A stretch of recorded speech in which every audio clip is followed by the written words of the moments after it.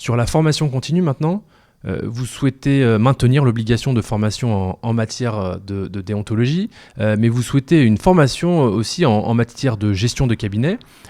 Souhaitez-vous que les avocats aient une vision entrepreneuriale de leur métier? Alors,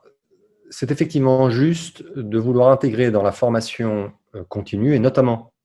en faveur des jeunes avocats, un apprentissage du fonctionnement d'un cabinet d'avocats avec une approche plus entrepreneuriale. Un certain nombre de réflexions nous ont inspirés. Moi-même, dans le cadre d'un rapport que j'avais fait en 2017 pour le garde des Sceaux que vous avez mentionné, j'avais essayé d'insister sur l'importance d'enseigner les savoir-être et de faire des jeunes avocats des entrepreneurs dès leur première année d'exercice,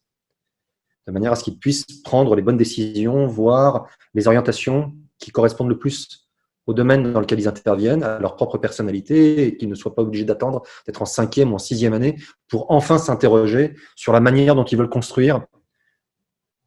la suite de leur carrière, s'installer, devenir associé, changer de branche, prendre des initiatives. Bref, leur donner cette maturité le plus tôt possible. D'où l'idée, effectivement, qu'on a proposée avec la commission, avec Sandrine, de faire en sorte qu'une partie de la formation continue soit axée là-dessus. De la même manière qu'une partie de la formation reste axée sur la déontologie, eh bien, la question de l'entrepreneuriat, de la gestion du cabinet nous semble absolument essentielle et doit être enseignée dès les premières années. C'est-à-dire que c'est l'idée sous-jacente d'un parcours de formation continue au bénéfice du jeune avocat. Après, il en fera ce qu'il veut, mais c'est normal qu'on insiste pour qu'il puisse acquérir ces outils dès ses premières années de pratique, de manière à ouvrir le champ des possibles, son imaginaire, son savoir-faire aussi, et lui permettre d'avoir un parcours peut-être encore plus autonome